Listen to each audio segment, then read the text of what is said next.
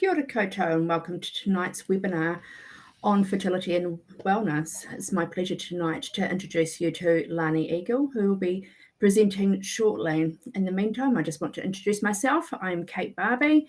I work for Fertility New Zealand and I'm the support coordinator. It's my pleasure to welcome you to tonight. For those of you who are not familiar with Fertility New Zealand, we're a registered charity.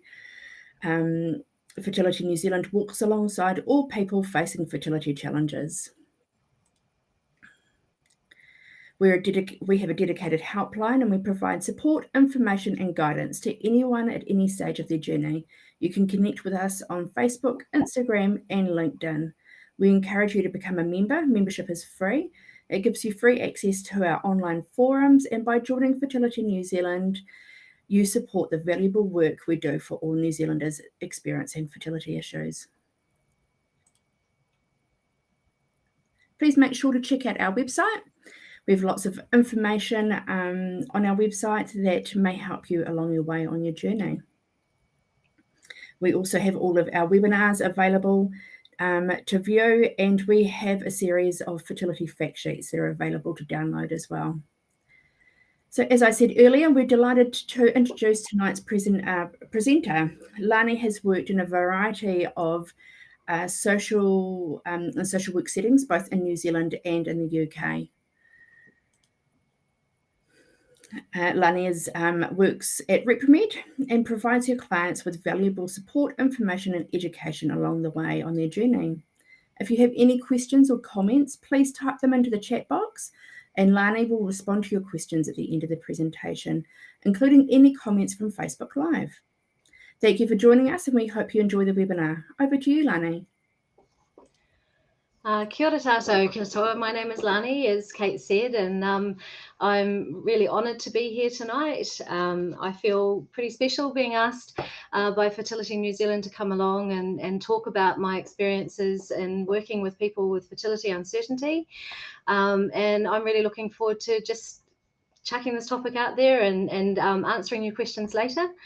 So I guess where I might start is that when Kate and Lydia from Fertility New Zealand approached me about this being part of this series of webinars around wellness, and they asked me to think about wellness and self-care during fertility treatment, and including key times in fertility treatment that most people find difficult, such as egg collection, creating embryos, and the dreaded 2-week wait. So I'm hoping that I can address all of those issues tonight. And if I haven't hit something that you want to know about, of course, you can chuck it in as a question at the end, and I'll do my best to answer it then. So shall we get started? So when I started thinking about what I would say tonight about wellness and self-care, the topic felt pretty big. I actually felt a little bit overwhelmed and had a moment of thinking, where do I start? Where do I begin this? So I did what most people probably do these days, and I did a bit of Googling and around these topics to try and kind of break it down a bit and get a bit of a sense of, you make it a bit more manageable. So the first thing I looked for was some definitions. So I looked at the definition of wellness, and this is one that I just found as, like, you know, when you literally type it into Google and it comes up as the dictionary meaning for wellness. So it said to me that wellness is the state of being in good health, especially as an actively pursued goal. Now, I really liked this definition because it addresses wellness as a process, something that we're working on, something that's ongoing, and that also indicates that there's some choice involved in what we're working towards and choosing what that goal of wellness looks like. I'm also really big on action, so I really do like the fact that it's seen as an active pursuit, something that we're moving towards. Okay, so I did the same thing again when it came to looking at self-care. And this one was a two-part definition, and the first part being the practice of taking action to preserve or improve one's health And then the next part of the definition was the practice of taking an active role in protecting one's own well-being and happiness, particularly in times of stress. Now, the second definition of self-care really resonated with me, again, as it captured that active nature of self-care, and also that self-care is self-directed, caring for yourself. And I feel like that takes away any dictating of how that has to be done necessarily. It kind of gives you the freedom to look into self-care and what self-care actions might work for you in your own personal circumstances. Self-care isn't indulgent or selfish behavior. I think that sometimes it can be a little bit confused with those sorts of things. I really believe that it's those day-to-day activities that we engage in to manage our own needs. Self-care, practicing self-care helps build up resilience and gives you the skills to deal with and manage life's challenges. To get the best out of self-care, it needs to be a regular and consistent practice. So when I look at these two definitions and I kind of put them together, I get a sense of an interconnectedness between the ideas of wellness and self-care. The words wellness and self-care also seem to be used a bit interchangeably. I have a picture of wellness being a place or the destination that you're trying to reach. Whereas I think of self-care as being like the vehicle or the car that gets you there. Self-care also seemed to be, they also were actually used interchangeably, thinking about kind of yourself and the types of things that you might need. Anyway, so much of the information about self-care and wellness talked about these aspects being covered. Talked about self-care and wellness having a number of areas of life or dimensions of life that that it dealt with. Yeah, I'll chuck us up I've knocked it out. And I'm going to just name the dimensions of your life that self-care and wellness kind of looks at. But I'm going to hold on to kind of covering them until I start talking more about how you might address these areas of your life and with self-care and fertility treatment. So the first area is physical. So physical self-care, mental or psychological self-care, emotional, social, spiritual, occupational, and environmental and financial self-care. So I guess I ask myself why wellness and self-care is important during fertility treatment, and what might self-care look like while you're in the middle of doing treatment. In my work in the clinic, I've noticed that fertility uncertainty touches every single one of those 8 aspects of wellness and self-care that I've just outlined. I think that self-care and focusing on wellness is important during fertility treatment as it guides you towards finding ways to minimize any negative impact of fertility treatment and to help you thrive rather than just survive during fertility treatment. So I'm not going to cover each of the 8 sections. What I'm going to do is stick to the ones that most often come up in the counselling room. So I'm going to talk about looking after yourself in terms of physical care, mental and psychological care, emotional self-care, and social care. Now, what I want to say from the very beginning is that everybody deals with fertility treatment in a different way.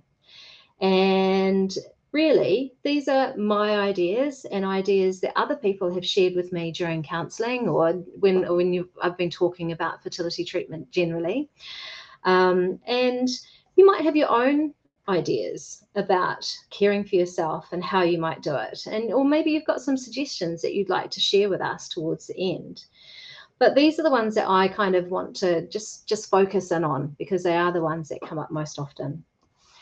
So physical self-care, it's exactly what it sounds like. For me, I'm somebody that thinks very much about going back to basics when managing difficult times. So physical self-care centers on eating right, exercising, and sleeping.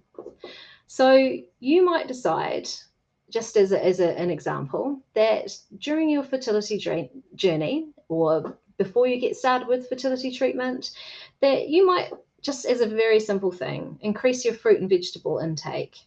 Or if you're somebody that already has a well-balanced diet, you might look at something else. You might look at your routine around sleep. I find for most people that being stressed sometimes kind of interrupts your sleep. And looking at a routine around sleep, so making sure that you've got good sleep hygiene in terms of just clearing out things like making sure you get enough daylight, so getting outside, spending some time out there. Maybe choosing not to use electronic devices for about an hour before bedtime, and doing that wind down using maybe something like reading or meditating, those sorts of things. And looking at creating some routines, so going to bed at the same time every day and getting up at the same time every day.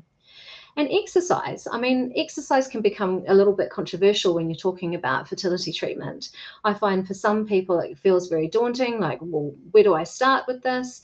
Whereas for other people, it can be a challenge, because maybe they're being told by their doctor that they might need to pull back on what they're doing. But if you say you're somebody who has never done a marathon or anything like that, it's probably not the time to start that. But just really looking at doing some real basic things like getting out for a walk, spending some time outside. Look for the things that are fun. Do you really like to do, I don't know, do you like to dance? Is there, do you like hiking? What are the things that talk to you that are going to keep you sane, basically, and keep you feeling engaged in life and moving your body and having a bit of fun? The other aspect of self-care that comes up quite often is mental or psychological self-care. I mean, most people experience some challenges around their mental health during a fertility treatment cycle. It could be a little wobble in terms of feeling some anxiety, or most people have some experience there. And I guess some of the actions that you can take, because like I said, I'm pretty big on action and looking for ways to deal with things. You might like to decide that you're going to limit your time on fertility forums. I find that most people that I'm talking to, they have really looked into fertility treatment, and they're maybe on a couple of different forums. But sometimes when things get a bit tough, you might be in the middle of your own treatment. It can start to feel a little bit overwhelming looking at other people's experiences and thinking about what they're up to. So I would say, maybe pull away a little bit at that point and really just concentrate on what you need and looking after your needs. It could, looking at same kind of thing, like thinking about your mental health. It could be choosing to ask your medical team about your treatment rather than Googling.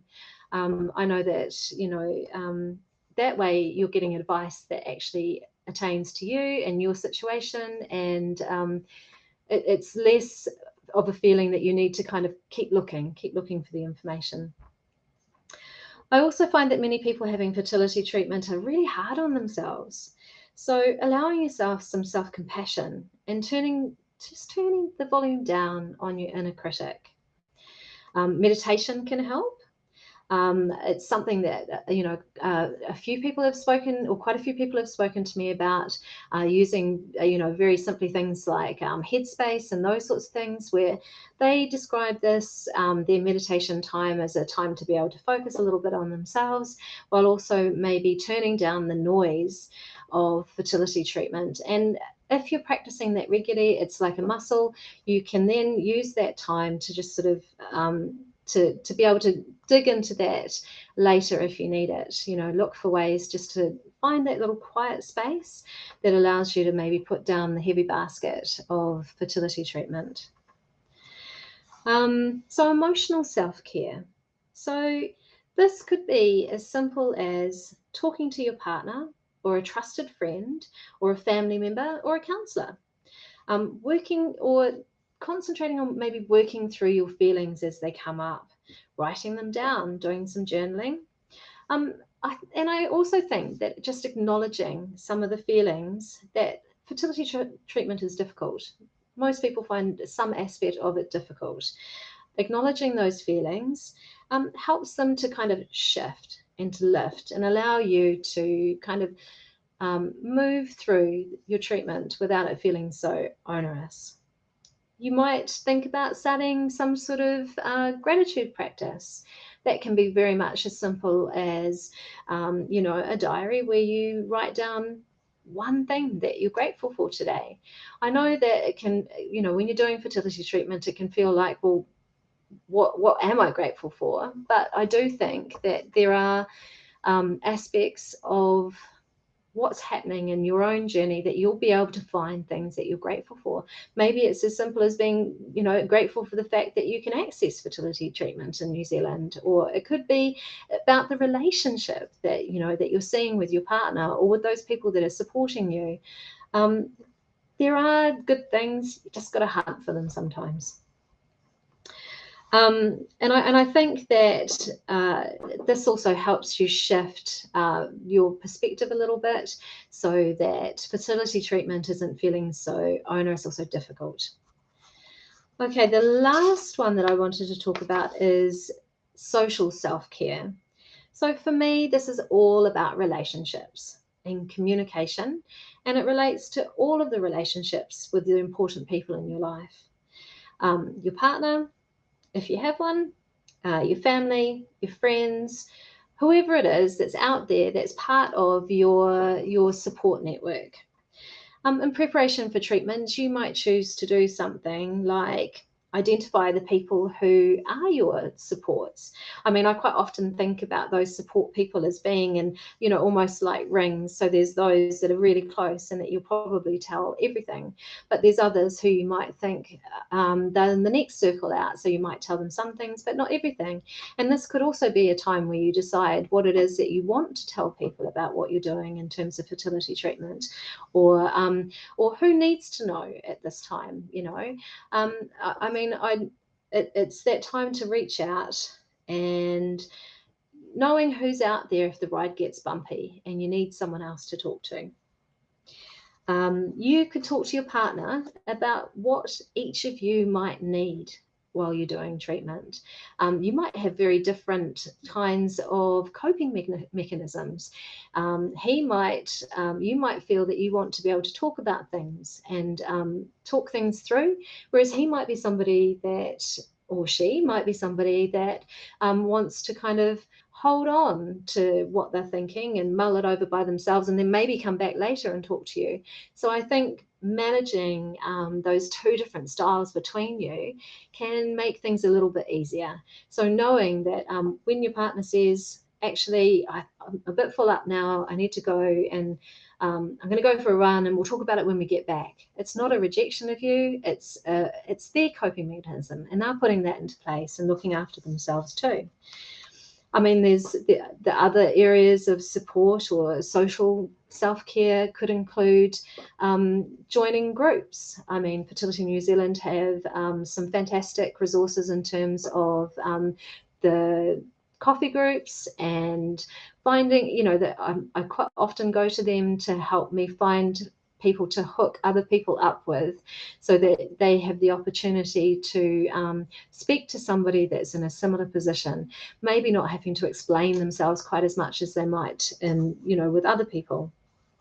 There are education series where you can meet others who are having similar experiences to you. Now, I think that there's also space for fun during in self-care. There's definitely space for fun. It doesn't have to all be all doom and gloom and hard work. You might find that this is a time where you want to dig into those interests that you've had. It could be something that you've put aside for a while. Maybe you painted in the past, or you like music or cooking or reading, or there's something that you wanted to try out.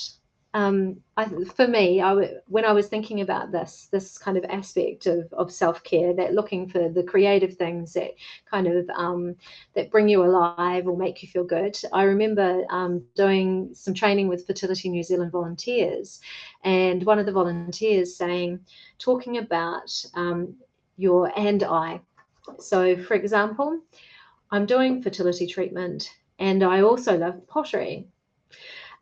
These are ways to remind yourself that you are more than your fertility treatment, and nurturing those areas of yourself where you might be able to get lost in the moment. Just for a little while, put that basket down and just be yourself. Stretch into that space where you're learning something new and you're just able to enjoy yourself, and you're not having to think necessarily about your fertility treatment, because it can feel like it takes over. It does become the lens that, people start seeing their lives through. So what are the key points during fertility treatment that most people find difficult to manage? And what can you do during this time? So as I said before, fertility treatment is different for everyone. There are some people that just sail through fertility treatment, barely registering that it's happening. Whereas there's others that find the process to be a bit more fraught or stressful right from the beginning. In my experience, there are some really key times where most people find things difficult, and they may need to lean into those self-care practices and look for practical ways of managing their worry or stress at these times. So the times that I've noticed that people want to talk about when they come into counselling is egg collection and creating embryos, and also the 2-week wait. So the 2-week wait is a phrase that you'll hear mentioned a lot around fertility treatment. It's definitely addressed in most websites that talk about fertility treatment. It's that period of time after you've had an insemination or you've had an embryo put back where you're waiting to find out whether you're pregnant or not. Now, I mean, even thinking about what the 2-week wait means, it could make most people feel anxious, because of course, this is the whole goal of what you're doing here. Now, I want to put it out there from the beginning. I would probably describe myself as the least medical person in the entire clinic. So I'm not a doctor, I'm not a nurse, and I'm definitely not an embryologist. So I'm not intending to talk about these kind of phases that you'll be going through. I'm not going to talk about, what happens to your body to ensure we get a good number of eggs. I'm not going to talk about the development of embryos or what's going on in your body during the 2-week wait. You're much better to get that information from your medical team and embryologists. Honestly, if you get my version of it, goodness knows where that could go. So what I want to concentrate on is why these periods of time can be difficult, and make some suggestions around what could be helpful to you during this time. So why do people find these periods of time difficult?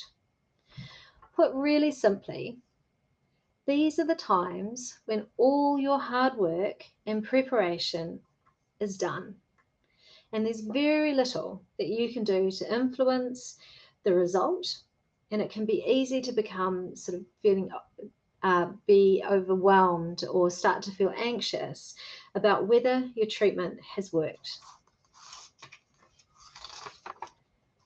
So, waiting to find out how many eggs have been collected, and then waiting to see how many of those eggs are suitable for treatment and fertilization. Waiting to see how many, once they've been fertilized, how many embryos have been created, and whether those embryos are of freezing quality or of the quality that they need to be put back into your body, can be a really nerve-wracking time. I think it can be helpful to understand that these are outcomes that you can't control. But at this point, I think what is helpful is to look for the things that you can control, that can help you deal with this period of time. So, what can you do to manage this time? Sorry, I'm making noises. I think you can examine your expectations. So, I think that being aware that this might be a difficult time and that fertility treatment itself could be difficult means that you're pre-warned, and you can start looking for ways to deal with your stress and worry before you get in there. I think that if you know, you can start tweaking things so that they make sense for you. So if you go into fertility treatment knowing that there's likely to be stressful times, and that your emotions are likely to be heightened, they might be doing that roller coaster thing, then you can better prepare yourself for those times. Now, I mean, I'm going to go back to thinking about kind of, those different areas of wellness or self-care, and just kind of thinking about little bits that you might be able to do at that point. First of all, I think ask questions. Quite often when people have just found out that they have got a fertility issue, it can be quite a surprise. It might be something that you didn't know before about yourself. Or it might be, a confirmation of a situation, of a condition that you thought you might have, or that you thought might cause problems with having children. So I would say, when you're going into your appointments with your doctor, and sometimes with the nurses and things as well, I love to take a piece of paper and I like to write down all the questions that I might have beforehand, so that when you get in there, you can make that time work for you as best you possibly can. You have the opportunity then to be able to kind of access your memory, because sometimes when you get into those appointments, it can feel quite overwhelming. There might be lots happening. You might be having to have scans. You might be talking about your experiences, and then kind of starting to look at a bit of a plan. So having your questions written down allows you to ask some of the key things that you might want to know. The other thing that I quite often think about is the real practical things. So you might want to ask, how often am I going to be doing blood tests? How often will I be doing scans? Will these be particularly time, do they need to be done in particular times? Can I, do they happen in the clinic, or do I need to get them done somewhere else? So really just kind of nutting out what that period of time in terms of active treatment is really going to look like for you. It also then allows you to plan your work, or who might be around to pick you up or drop you off or go with you, or be around, when you come out of an appointment. So just really thinking about some of those good practical things, about what might need to happen. The other thing I'm thinking about is going back to kind of looking at talking to your partner and support people. Quite often, partners and support people, they might be a little bit unsure about how best to support themselves and you during fertility treatment. So you could have a talk maybe about the ways that you would like to be cared for. Tell them what it is that you might need during that period of time. I mean, you might not know yet, but when you think about when you've had problems in the past, or things that you're trying to kind of get over or work with, just have a think about what helped you through. Is it a good debrief when you get home from work, or is it that you need to kind of get home from work and, start the dinner and do those sorts of things, but then maybe come back together later and talk about it and talk about each other? How can you also help support your partner or the people that are around you that are part of this journey with you? You might want to put some self-care activities into your diary and make them happen. I was thinking about this the other day and feeling a little bit stressed about life in general. And I did a bit of procrastination, but also at the same time a bit of self-care. And I walked around the corner to drop off my book club book, which I might have done it as a drive, but this time I decided to walk. And I remembered that it's really actually those really simple things that help you out, the going for the walk. And I remembered that I liked it, which seems a bit crazy that, quite often we're thinking that we have to do kind of big things, but really it's really simple things, those little tiny steps towards making you addressing those areas of need in your life. You might want to plan for that 2-week wait. You might want to decide things like, do you want to spend some time in? Do you want to go out? Have a think about those sorts of things. I think the other thing that can be really helpful at this time is prioritizing your needs by protecting your time and energy. So a lot of people talk to me about work. Some people ask, should I stay at work while I'm doing fertility, while I'm in the middle of a cycle, or while I'm waiting for results, or those sorts of things. And I mean, I see kind of two ways that people deal with this. Some people like to take some time off to maybe towards the end of their fertility treatment. So if you're doing IVF, that might be when you're getting towards the end of your stimulation, you're about to do your egg collection, you'll definitely need probably the day off of your egg collection. Some people might need a day off after that, just depending on how things are feeling in your body. For things like inseminations, you might want to take time off just towards the end. If you're having stimulation with your insemination, you might want to take time off towards the end of that as well, and just so you can be available to do the things that you might need to do.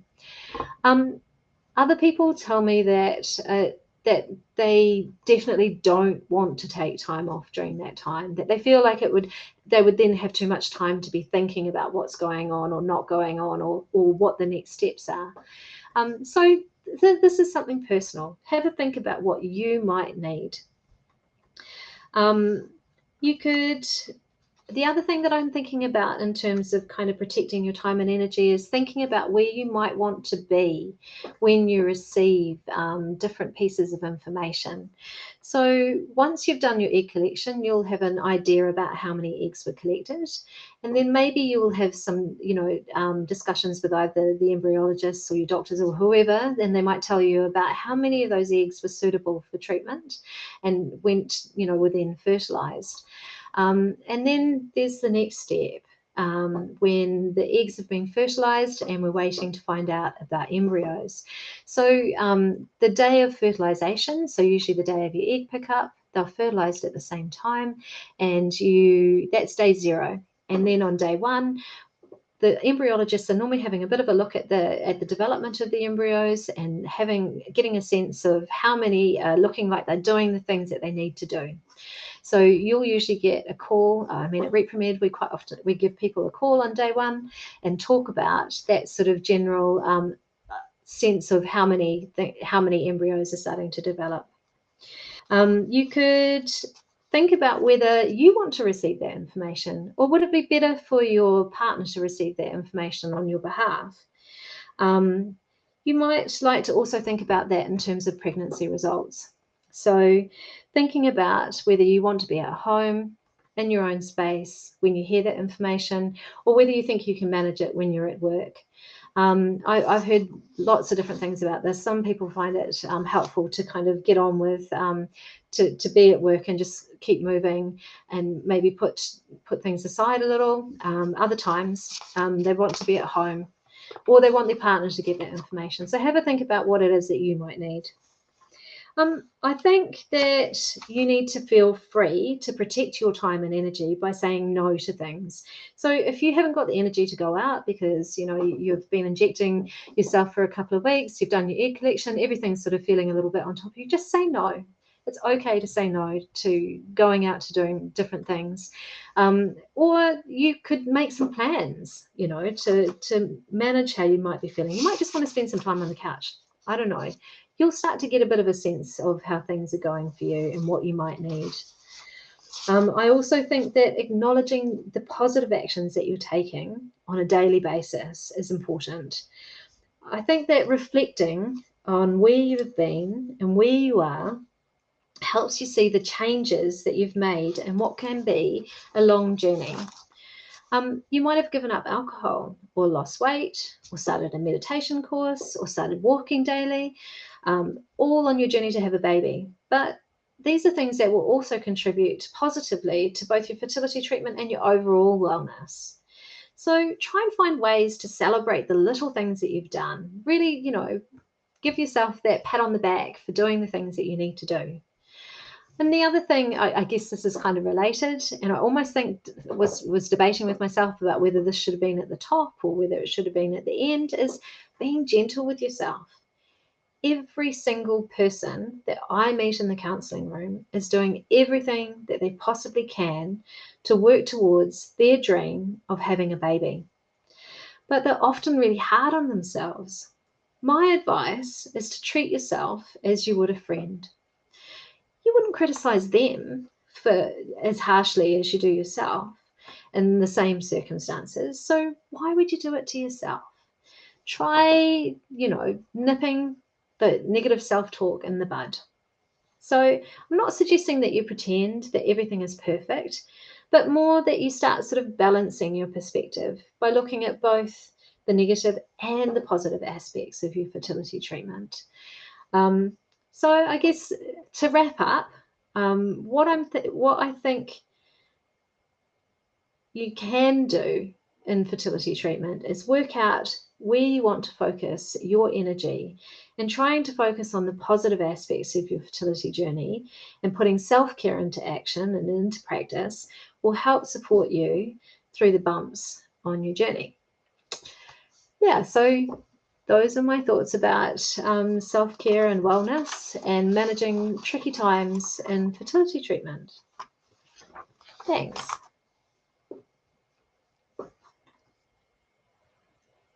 So, Kate, I've come to the end. Hi, Lani. Hi, guys. So we just come to the end now. So has anybody got any questions for Lani? Yeah, fantastic presentation, by the way. You covered so much, and like you said, it was a really big topic, but you did it so well. So thank you very much. Oh, thank you for your kind words.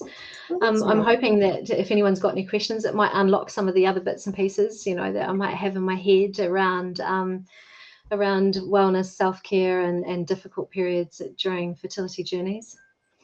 Yeah. So just while we're talking, I don't suppose you've got your top 5 tips you would give to somebody who came to visit you in the clinic, or is that putting you on the spot a bit too much? I think some of the things that I've talked about, I think, you know, at the beginning, everything can seem overwhelming. You know, take someone into the clinic with you. So you've got a second set of ears. You know, if you're going in with your partner, decide who might be the one that's going to do the recording or who's going to be doing the listening, so that you can kind of check back with each other. You know, use your doctor and your nurses. Ask questions if you've got them, ask them. I think that, you know, that allows people just to kind of take back a bit of control and understanding of what's going on for them. I think that, you know, doing some of those, just going right back to basics, trying to get you eating at that point where you're eating nourishing food. If you're having, you know, I know that sometimes it can be hard. The hormones that you're taking might kind of hit you at that point where you're thinking, you know, a sugary treat is probably what I need right now. But we all know that kind of maybe once you do that, it doesn't leave you feeling as good as you were thinking it was going to. So just kind of digging in and looking at those basics, trying to do those sorts of things like eating well, sleeping well, getting outside in the fresh air, those sorts of things, just really simple things. What else can I think of? Talking to people. Yeah. You know, quite often people, it can be a very private journey, but it can be helpful for them to maybe be someone outside your couple or you know, outside yourself that knows that you're doing fertility treatment so that you can talk to them. And I think that's where Fertility New Zealand does a really great job of maybe being available to people that don't necessarily want to share that with their immediate circles. Yeah. Yeah. So, and I mean, you were just talking before as well about one person potentially, you know, taking a support person in with you, one person potentially taking in and recording your appointment. So, you know, you've got your notes back, you know, that you can refer back to. I was always a shocker when, you know, I was going through my journey about that. So what happens afterwards if you come out of your appointment and then all those questions come flooding in? What can you do from that point onwards? I would write them down. And Yeah. I'm a great one for telling people to ring the nurses. The nurses probably are like, oh no, Lani, don't do that, please. But they're there to help you. This is your journey, and you need to know is what you need to know, you know, along the way. So writing them down and knowing that it's okay to ask questions, I think is really important as well. Yeah. So writing them down, asking nurses, asking doctors. Quite often you'll get a letter that will also outline the types of things that you talked about and give you some sort of heads up. That might also be a time when you might need to look at the language and find out what it means, because sometimes my ears stop working in those places as well. Yeah, no, that's fantastic. Hey, and we've got one question just come through now, so I'll let you have a quick look at that. And Okay. Okay, so the question is, how should we best take care of ourselves when the outcome is not as expected or isn't good news? Any tips for picking yourself up from that? I mean, for everybody, receiving bad news or not having the outcome that you're expecting, it's going to hit you. It is going to hit you, and it will feel difficult. And I think that those are the times where you have to think about what it is that you might need. Do you need a bit of time away from your day-to-day life just to kind of process that? Or would it be better to spend some time with friends and family and just be surrounded by people that, you know, you love and care for you? What is it that you might need during that time? And continuing to do some of those things that where you can put down some of that hurt or that those more difficult feelings helps too. You know, you might want to take yourself away and just read a book and not have to think about the difficult stuff for a little bit. I'm not talking about, you know, putting it aside forever, but maybe just taking a little bit of a break. I mean, people deal with this in all sorts of different ways.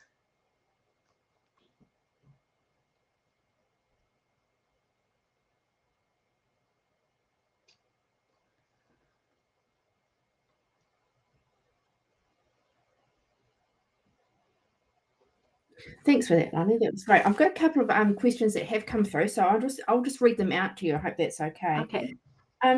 So how can you cope with conflict in life between, you know, work and going through fertility treatment as well? So, you know, are there some key strategies or tools that you can put around when you're some people might not want to tell their managers what they're going through? You know, what's the process around that? And, you know, when you're going through fertility treatment, can you get a medical certificate that doesn't state, you know, I'm having egg collection tomorrow and I can't come to work? You know, what's that about as well? Yeah. I mean, that is a difficult thing. A lot of people don't necessarily want to talk to their managers or talk to their workmates about the fact that they're doing fertility treatment. And, you know, I've seen people deal with this in lots of different ways.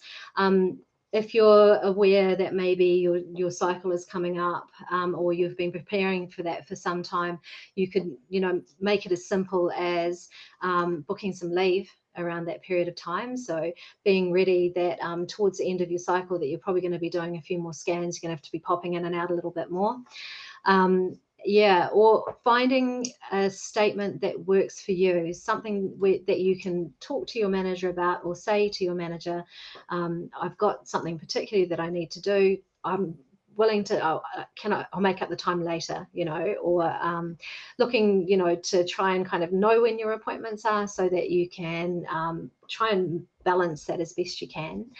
And I have seen, I was just thinking, I have seen like sick notes or notes that do say not a lot, if you know what I mean.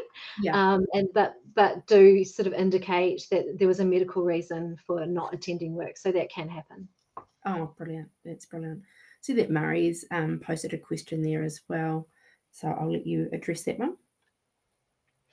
Okay, so do you have any tips if things don't go well from a male's point of view, as they could feel that they're letting their partner down?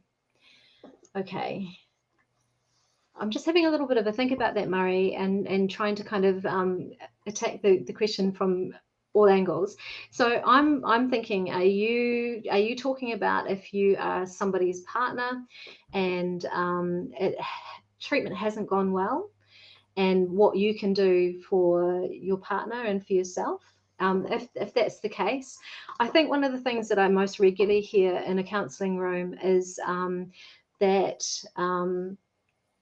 women are thinking that their male partner, they're wondering if they're feeling exactly the same thing.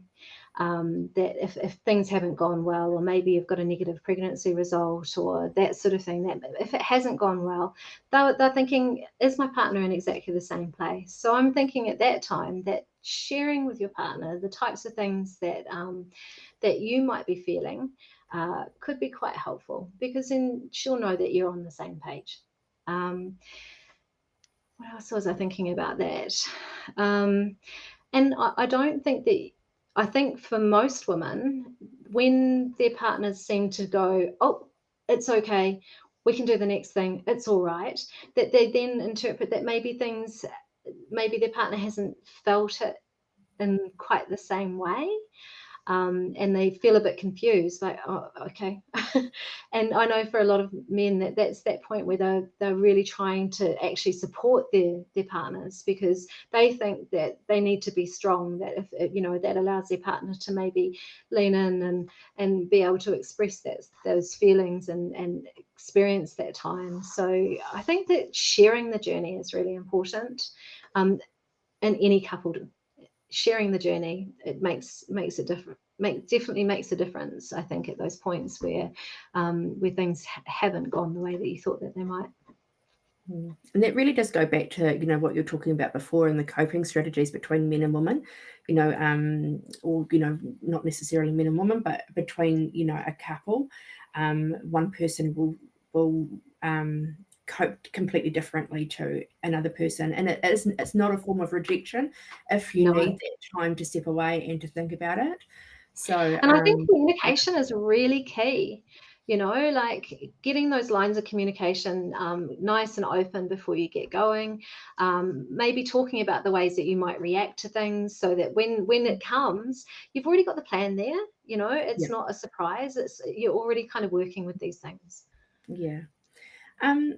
Just a couple of other questions as well. How would what would you say to somebody if they were in a job that they couldn't get time off for, egg collection and things like that, and they can't work around that kind of situation? Is there any guidance or information that you could give around that?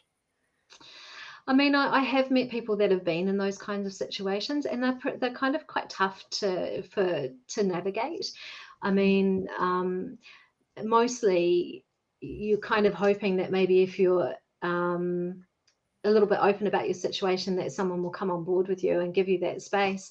But I know that there are some jobs where that can feel near on impossible.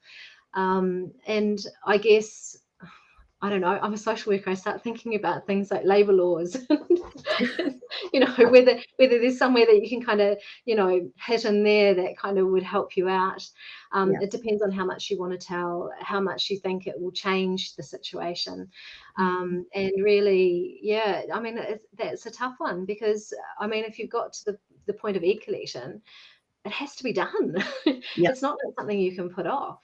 No. So, if it's a sick day or planning to save some leave so that you've got those real key days covered. Yeah, that's some good advice too. And I've just got one other question that's come through as well. You said before about recording appointments. What is allowed and what's not allowed? I'm assuming that recording on a phone is probably not allowed, but recording pen and paper would be allowed. But if you've got some clarity around that. Yeah, I would say probably not recording on your phone unless you're telling somebody that that's what you're doing or asking if that's okay. Maybe they would, the individual doctor might be okay about that. But usually, I mean, I'm pretty old school. I'm talking kind of pen and paper stuff. Okay. So writing down your questions, getting someone to write down the answers as they come up, it's just so that you've kind of got some information to look back on. Cool. And I just see that Murray's just made another comment there about from a male's fertility point of view as well. Okay. So, Murray, I'm thinking that you're talking about male factor in fertility and whether and feeling that you've let your partner down because it's a male factor in fertility. I don't want to put words in your mouth. This is what I'm guessing. And that's a tricky one. I mean, I think that both partners often worry about letting each other down in this process and feeling responsible for what their body can or can't do. And I don't know. I mean, I would say that maybe that's something that you want to take to a counselling session and talk about that so that you can be open with your partner about how that affects you and how that might affect them, and get some understanding between you. I think that any fertility issue normally brings up that feeling of, am I letting my partner down in some way? And most of the time when you dig into that and you start talking to people, I notice that they are mostly saying that I really love my partner and, I want to support them as much as, I want to have a family. And it might mean that you've got to look at different ways of that happening. That's some really good advice there. Thank you. I think that's the end of our questions for tonight as well. So I just wanted to say a big thank you to you for being here tonight and presenting such a lovely webinar on our topics tonight on self-care and wellness as well, and it's a big topic. And I'd just like to thank our sponsor as well, Merck, who make our webinars via sponsorship allow us to bring these webinars free every month, so it's always great to have. So thank you very much. So thank you very much for your time, Lani. I wish you a great night. And if there's any questions that do come on later, are you happy if I reach out to you? And yeah, definitely. I'm more than happy for you to reach out to me. And thank you so much for inviting me to speak tonight. I really appreciate it. It's not often that you get the chance to just talk about these things. Yeah. No, thank you very much. And you've done a lovely job. So thank you so much. Excellent. Thank you. Thank you. Good night, everyone. See ya. Bye.